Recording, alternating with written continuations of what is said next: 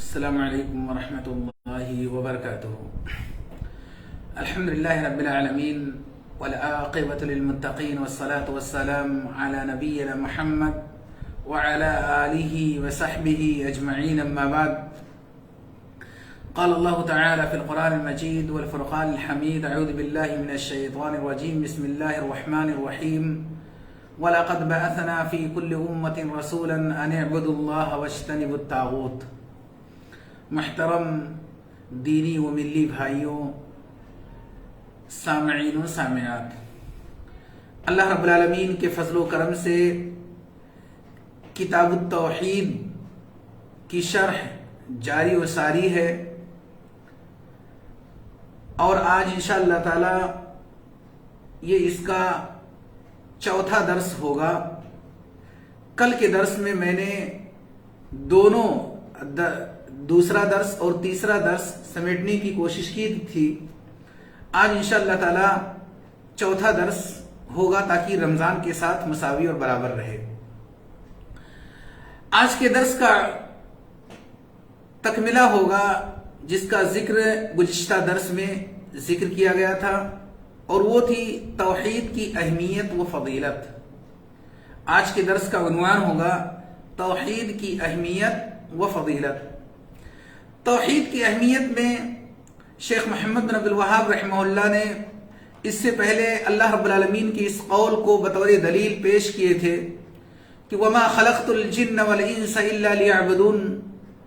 اللہ رب العالمین نے انس و جن کو اور اس کے علاوہ بلکہ تمام مخلوقات کو اللہ رب العالمین نے توحید ہی کے خاطر پیدا کیا ہے، اور اس کی مثال دی گئی تھی کہ مثلا سورج، چاند، آسمان، زمین، یہ سب اللہ رب العالمین کی مخلوقات میں سے ہیں۔ انسان جب ان مخلوقات کے بارے میں غور کرتا ہے تو ایسی صورت میں اللہ رب العالمین کی ربوبیت اور اس کی الوہیت کے اقرار کرنے پر مضطر ہو جاتا ہے، مجبور ہو جاتا ہے۔ تو گویا کہ اس کائنات کی جتنی بھی چیزیں ہیں اللہ رب العالمین نے سب کو توحید ہی کے لیے پیدا کیا ہے۔ اور سب سے اساسی بات اللہ رب العالمین نے اس آیت کریمہ میں ذکر کیا ہے، انسانی تخلیق کا مقصد واضح طور پر بیان کیا گیا ہے۔ وَمَا خَلَقْتُ الْجِنَّ وَالْإِنسَ إِلَّا لِيَعْبُدُونَ۔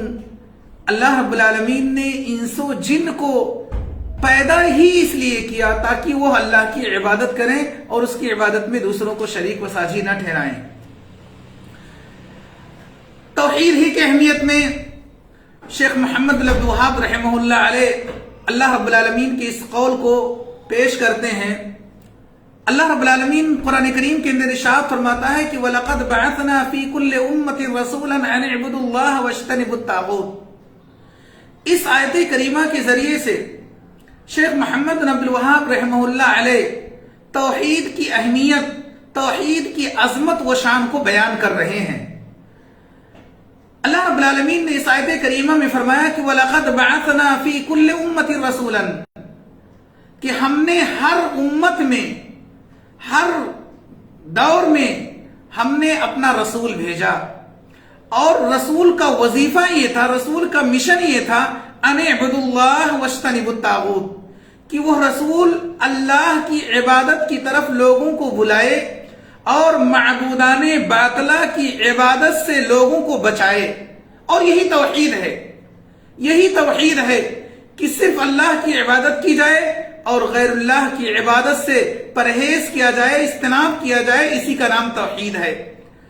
اللہ رب العالمین نے اس آیت کریمہ میں ذکر کیا ہے کہ جتنے بھی انبیاء کرام حضرت آدم علیہ السلام سے لے کر کے اللہ کے رسول صلی اللہ علیہ وسلم تک سارے انبیاء کرام اسی توحید ہی کے خاطر، توحید کی تحقیق کے لیے، توحید کے تقاضے کو پورا کرنے کے لیے انبیاء کرام اپنی امت کو، اپنی قوم کو، اپنی سوسائٹی کو یہ بتلاتے تھے کہ توحید کی تحقیق کیسے کی جائے۔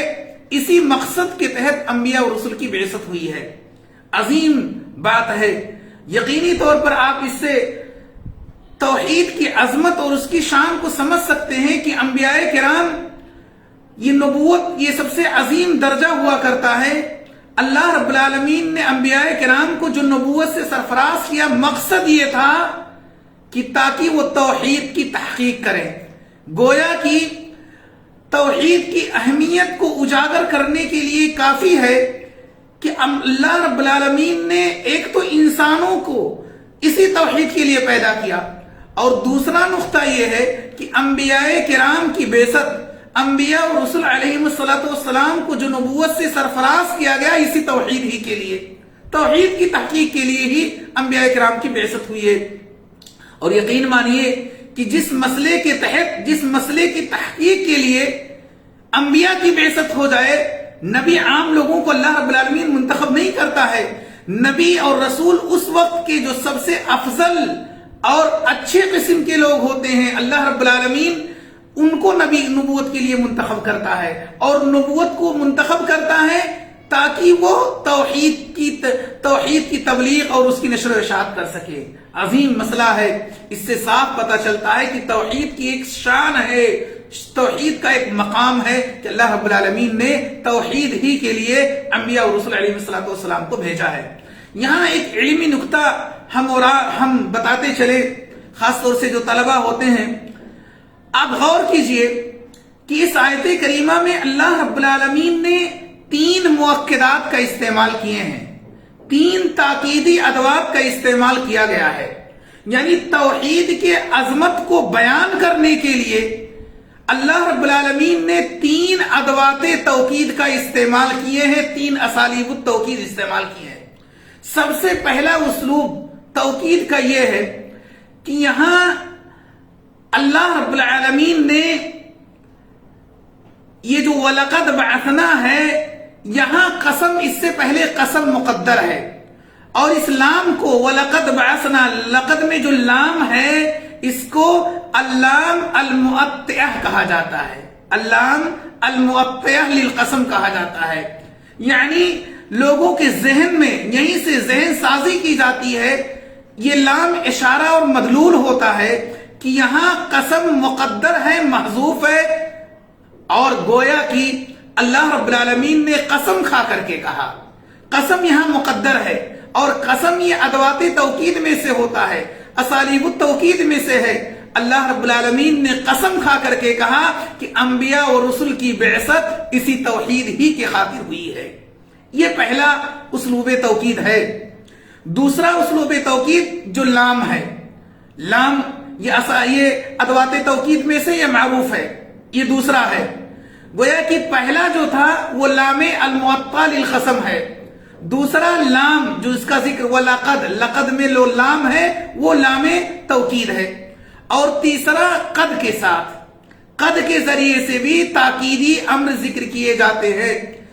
تو آپ غور کیجئے کہ اللہ رب العالمین نے جب توحید کی شان کو، توحید کی عظمت کو بیان کرنا چاہا تو اللہ رب العالمین نے 3 ادوات توکید یا 3 اسلوب استعمال کیے ہیں تاکید کے لیے، تاکہ لوگوں کو شک و شبہ نہ ہو. گویا کہ اللہ رب العالمین قسم کھا کر کے کہتا ہے، اللہ کی قسم، البتہ تحقیق کی میں نے انبیاء کرام کی بعثت اسی توحید ہی کے لیے کی ہے. اس سے توحید کا مقام ایک دم لوگوں کے سامنے واضح ہو جاتا ہے کہ یقینی طور پر سب سے اساسی مسئلہ، سب سے عظیم مسئلہ توحید کا مسئلہ ہوتا ہے. اور آپ جانتے ہیں کہ انسان کتنا ہی عظیم سے عظیم کارنامہ انجام دے دے، لیکن اگر وہ موحد نہیں ہے، اگر وہ توحید کے سرمایے سے مالا مال نہیں ہے، تو یقین مانیے اللہ رب العالمین کی بارگاہ میں اس عمل کی کوئی وقعت نہیں رہ جاتی ہے. وقتی طور کے لیے آپ کو ہو سکتا ہے جو کفار و مشرکین جو اعمال صالحہ کو انجام دیتے ہیں ان کا بدلہ دنیا ہی میں دے دیا جاتا ہے، اللہ رب العالمین کے دربار میں کوئی نصیب، کوئی حصہ نہیں ہوتا ہے. تو گویا کہ انسان کی کامیابی کی ضمانت اسی توحید ہی کے اندر ہے، اور انبیاء کرام کی بعثت اسی توحید ہی کے لیے ہوئی ہے. اللہ رب العالمین نے اس آیت کریمہ میں فرمایا کہ وَلَقَدْ بَعَثْنَا فِي كُلِّ أُمَّةٍ رَسُولًا أَنِ اعْبُدُوا اللَّهَ، کہ رسول کو اس لیے مبعوث کیا تاکہ وہ اپنی قوم کو اللہ کی عبادت کے لیے بلائے. وَاجْتَنِبُوا الطَّاغُوتَ، اور طاغوت کی عبادت سے اپنی قوم کو بچائے. طاغوت کے حوالے سے مفسرین کے بہت سارے اقوال ہیں، لیکن علامہ ابن القیم رحمہ اللہ نے جو طاغوت کی جو تعریف کی ہے، کل ما تجاوز به العبد حده من معبود او متبوع او مطاع، یعنی دوسرے اسلوب میں آپ یوں کہہ سکتے ہیں کہ طاغوت کہتے ہیں کہ اللہ کے علاوہ جس کی بھی عبادت کی جائے گویا کہ وہ طاغوت ہے، اللہ کے علاوہ جس کی بھی عبادت کی جائے گویا کہ وہ طاغوت ہے۔ یہ طاغوت کا معنی مفسرین نے ذکر کیے ہیں، لیکن یہاں ایک اشکال ہوتا ہے، چھوٹا سا اشکال یہ ہوتا ہے کہ آج دنیا میں بہت سارے لوگ ایسے ہیں جو حضرت عزیر علیہ السلام جو نبی تھے، حضرت عزیر علیہ السلام کی عبادت کرتے ہیں، نصارہ جو ہیں عیسیٰ علیہ السلام کی عبادت کرتے ہیں، بہت سارے لوگ ایسے ہیں جو فرشتوں کی عبادت کرتے ہیں۔ تو کیا نعوذ باللہ حضرت عزیر علیہ السلام، حضرت عیسیٰ علیہ السلام یا فرشتے طاغوت کی ضمن میں داخل ہو جائیں گے؟ کیونکہ یہ اللہ کے علاوہ ہیں جن کی عبادت کی جاتی ہے۔ اسی وجہ سے طاغوت کی جو تعریف کی جاتی ہے، جو تقید بیان کی جاتی ہے، علماء نے ذکر کیے ہیں کہ اللہ کے علاوہ جس کی بھی عبادت کی جائے اور وہ شخص وہ اس عبادت سے راضی ہو جائے، راضی والی قید اضافہ کر لی جائے تو ایسی صورت میں اشکال ختم ہو جاتا ہے۔ یعنی طاغوت کا معنی یہ ہے کہ اللہ کے علاوہ جس کی بھی عبادت کی جائے اور وہ اس عبادت سے راضی ہے۔ مثلا لوگ حضرت عزیر علیہ السلام، یہود جو ہیں حضرت عزیر علیہ السلام کی عبادت کرتے ہیں، انہوں نے عزیر علیہ السلام کو معبود کا درجہ دے دیا۔ اللہ کے علاوہ عزیر علیہ السلام کی عبادت کی جا رہی ہے، لیکن حضرت عزیر علیہ السلام کیا اس سے راضی تھے کہ لوگ میری عبادت کریں؟ کلا وحاشا۔ تو گویا کہ طاغوت کے ضمن میں حضرت عزیر داخل نہیں ہو سکتے ہیں۔ ایسے نصارہ حضرت عیسیٰ علیہ السلام کو معبود کا درجہ دے دیے، تو اللہ کے علاوہ حضرت عیسیٰ کی عبادت کی جا رہی ہے، معبود کا مرتبہ دیا جا رہا ہے، لیکن کیا حضرت عیسیٰ علیہ السلام اس سے راضی تھے؟ کلا وحاشا۔ حضرت عیسیٰ نے اس سے برات کا اظہار کیا ہے، اور ایسے ہی دیگر لوگ ہیں۔ تو طاغوت کے معنی کے حوالے سے اس تقید کے ساتھ ذکر کیا جائے کہ اللہ کے علاوہ جس کی بھی عبادت کی جائے اور وہ اس عبادت سے راضی ہو تو ایسی صورت میں وہ طاغوت ہے۔ تو اس اعتبار سے اشکال یہاں ختم ہو جائے گا۔ علی کل حال یہ شیخ محمد بن عبد الوہاب رحمہ اللہ نے اس آیت کریمہ کو توحید کی عظمت اور اس کی شان کو بیان کرنے کے لیے اس آیت کریمہ کو ذکر کیے ہیں۔ اور اگر آپ توحید کے حوالے سے غور کریں تو توحید اصلاً توحید کے دو شق ہوتے ہیں۔ توحید کے بنیادی طور پر دو شق ہیں۔ پہلا شق یہ ہے کہ آپ معبودان باطلہ کی نفی کیجئے، آپ عقیدہ رکھیے، ایمان رکھیے کہ اللہ کے علاوہ کوئی معبود برحق نہیں، یہ نفی ہوئی۔ یعنی جتنے بھی معبودان باطلہ ہیں سب کی آپ نفی کیجئے، اور اس کے بعد میں اثبات، نفی اور اثبات، آپ نے سارے معبودان باطلہ کی نفی کر دی اور پھر آپ کہتے ہیں اللہ تعالی ہی صرف عبادت کے لائق ہے۔ تو گویا کہ آپ ایک طرف کہہ رہے ہیں کہ معبودان باطلہ کی نفی کر رہے ہیں کہ معبودان باطلہ کے لیے عبادت نہیں ہو سکتی ہے، اور پھر کہہ رہے ہیں کہ اللہ ہی عبادت کا مستحق ہے، اور یہی توحید ہے۔ گویا کہ توحید اصلاً دو شق پر مشتمل ہوتا ہے، ایک تو نفی اور ایک اثبات۔ اب اگر کوئی شخص یہ کہے کہ میں اللہ کے لیے الوہیت کو ثابت کروں گا لیکن دیگر جو معبودان ہیں ہم ان کی نفی نہیں کریں گے، آپ کا کلمہ اللہ کی بارگاہ میں قبول نہیں ہوگا۔ ضروری ہے، توحید کے لیے ضروری ہے انکار بھی کریں، معبودان باطلہ کا انکار بھی کریں اور اللہ کے لیے الوہیت کو ثابت بھی کریں۔ اگر آپ یہ کہیں کہ میں صرف اللہ کی الوہیت کو ثابت کروں گا، دیگر جو معبودان باطلہ ہیں ہمیں اس سے کوئی سروکار نہیں، ہم اس کی نفی نہیں کریں گے، تو یہ جان لیجئے آپ کا کلمہ، آپ کا کلمہ توحید اللہ کی بارگاہ میں شرف قبولیت سے نوازا نہیں جائے گا۔ کیوں؟ اس لیے کہ کلمہ توحید کے لیے انکار کرنا، معبودان باطلہ کا انکار کرنا اور اللہ کے لیے الوہیت کو ثابت کرنا لازمی اور ضروری ہے۔ اسی وجہ سے کلمہ لا الہ الا اللہ کو آپ دیکھ لیجئے، کلمہ لا الہ الا اللہ کو آپ دیکھ لیجئے، کلمہ لا الہ الا اللہ ہی تو ہے، لا الہ الا اللہ۔ پہلے شرک سے نفی کی جا رہی ہے، لا الہ، اللہ کے علاوہ کوئی معبود برحق نہیں، الا اللہ، اور صرف اللہ رب العالمین ہی معبود کے لائق ہے. تو پہلے نفی پھر اس کے بعد میں ثابت کیا جا رہا ہے، اور یہی کلمہ توحید ہے. اگر آپ دونوں شک میں سے کسی ایک سے اگر آپ مکر جائیں گے تو ایسی صورت میں آپ کا کلمہ اللہ رب العالمین کی بارگاہ میں شرف قبولیت سے نوازا نہیں جائے گا. یہ دوسری دلیل تھی جس کو شیخ الاسلام ابن تیمیہ شیخ محمد بن عبد الوہاب رحمہ اللہ نے توحید کے اس بات میں ذکر کیے ہیں. ایسے ہی تیسری دلیل شیخ محمد بن عبد الوہاب رحمہ اللہ علیہ توحید کی اہمیت کو اجاگر کرنے کے لیے، توحید کی اہمیت کو بیان کرنے کے لیے شیخ محمد بن عبد الوہاب رحمہ اللہ علیہ قرآنی آیات سے تیسری دلیل دے رہے ہیں. اللہ رب العالمین کے اس قول کو بطور دلیل پیش کر رہے ہیں وَقَضَى رَبُّكَ أَلَّا تَعْبُدُوا إِلَّا إِيَّاهُ وَبِالْوَالِدَيْنِ إِحْسَانًا. وَقَضَى رَبُّكَ، قضا یہ وصا کے معنی میں بھی آتا ہے اور قضا یہ امرا کے معنی میں بھی ہوتا ہے. مفسرین نے دونوں معنی ذکر کیے ہیں. وَقَضَى رَبُّكَ یعنی تمہارے رب نے فیصلہ کیا ہے، تمہارے رب نے حکم دیا ہے. گویا کہ رب کا حکم ہے، عرش والے کا حکم ہے اللہ تعبدوا الا ایاہ. تمہارے رب کا حکم یہ ہے کہ تم صرف اور صرف اللہ ہی کی عبادت کرو. گویا کہ اللہ رب العالمین نے اس آیت کریمہ میں ذکر کیے ہیں کہ توحید یہ صرف اور صرف اللہ ہی کے لیے مختص ہونی چاہیے. اللہ رب العالمین نے اس کو حکم دیا ہے. وَقَضَى رَبُّكَ تمہارے رب کا آرڈر ہے، تمہارے رب کا حکم ہے، تمہارے رب کا فیصلہ ہے. کیا فیصلہ ہے؟ اللہ تعبدوا الا ایاہ کہ صرف اور صرف اللہ کی عبادت کریں. بتائیے عرش والا عرش پر مستوی ہو کر کے کائنات کے سارے لوگوں کو حکم دے رہا ہے اللہ تعبدوا الا ایاہ کہ اس کائنات پر، اس روئے زمین پر صرف اور صرف اللہ ہی کی عبادت ہونی چاہیے. یہاں ایک علمی نقطہ ہے، اس کو بھی میں بتاتے چلوں. اللہ رب العالمین نے اس آیت کریمہ میں کہا وَقَضَى رَبُّكَ. قضا بمعنی، قضا کے معنی ہوتے ہیں فیصلہ کرنا یا حکم دینا. اللہ رب العالمین کی جو قضا ہوتی ہے وہ دو قسم کی ہوتی ہے. اللہ رب العالمین کے جو قضا ہوتے ہیں وہ دو قسم کے ہوتے ہیں. ایک ہوتا ہے قضائے کونی اور دوسری قسم کیا ہے؟ قضائے شرعی. قضائے کونی کا معنی یہ ہے کہ اللہ رب العالمین ان چیزوں کی تقدیروں کو مقدر کرے. اللہ رب العالمین ان چیزوں کی تقدیروں کو مقدر کرے اور وہ چیزیں ایسی ہوتی ہیں جس کو اللہ رب العالمین پسند بھی کرتا ہے اور ناپسند بھی کرتا ہے.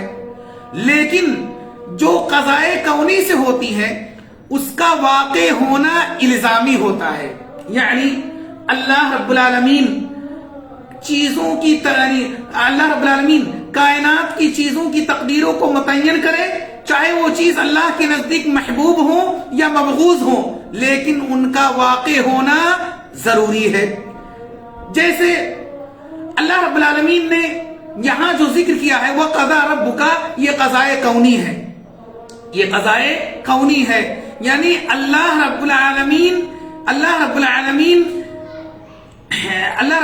نے اس آیت کریمہ میں ذکر کیا ہے کہ یہ قضائے کونی نہیں بلکہ قضائے شرعی ہے. کیونکہ بہت سارے لوگ ایسے ہوتے ہیں جو توحید کی تحقیق کرتے ہیں اور بہت سارے لوگ ہوتے ہیں جو توحید کا انکار کرتے ہیں. تو قضائے کونی کے اندر واقع ہونا لازمی ہے، واضح ہونا لازمی ہے. جیسے مثال کے طور پر توحید کا واقع ہونا. اللہ رب العالمین یہ توحید، بعض لوگ توحید کی تحقیق کرتے ہیں اور بعض لوگ توحید کی تحقیق نہیں کرتے ہیں، تو اس اعتبار سے یہ قضائے شرعی ہوا. تو اللہ رب العالمین کی قضا کی دو قسمیں ہیں، ایک قضائے کونی، اور قضائے کونی کا معنی یہ ہے کہ کائنات کی چیزوں کی تقدیروں کو متعین کیا جائے، چاہے اللہ رب العالمین اس کو پسند کرے یا نہ کرے، اور لیکن اس کا واقع ہونا الزامی ہوتا ہے. اس کا واقع ہونا کیا ہوتا ہے؟ الزامی ہوتا ہے. قضائے شرعی کا معنی یہ ہوتا ہے کہ اللہ رب العالمین ایسی چیزوں کی تقدیروں کو متعین کرے، ایسی چیزوں کو متعین کرے جس کو صرف اللہ رب العالمین پسند کرتا ہو. اللہ رب العالمین کیا کرتا ہو؟ اللہ رب العالمین پسند کرتا ہو، لیکن وہ چیز واقع بھی ہو سکتی ہے اور واقع نہیں بھی ہو سکتی ہے. تو اس اعتبار سے اللہ رب العالمین نے اس آیت کریمہ میں ذکر کیے ہیں کہ وَقَضَى رَبُّكَ یہ تمہارے رب کا فیصلہ ہے، یہ تمہارے رب کا فیصلہ ہے، یعنی گویا کہ قضائے شرعی ہے، شرعی اعتبار سے تم سے مطالبہ کیا جا رہا ہے کہ تم صرف اور صرف اللہ رب العالمین کی عبادت کرو۔ اس کے بعد یہاں ایک اہم نقطہ ہے جو یہاں غور کرنے کی چیز ہے۔ اللہ رب العالمین نے اپنی عبادت کے ساتھ، توحید کے ساتھ، والدین کے ساتھ احسان کا مقارنہ کیا ہے، یعنی توحید کا حکم دیا اور پھر کہا وَبِالْوَالِدَيْنِ إِحْسَانًا کہ والدین کے ساتھ آپ احسان کیجئے۔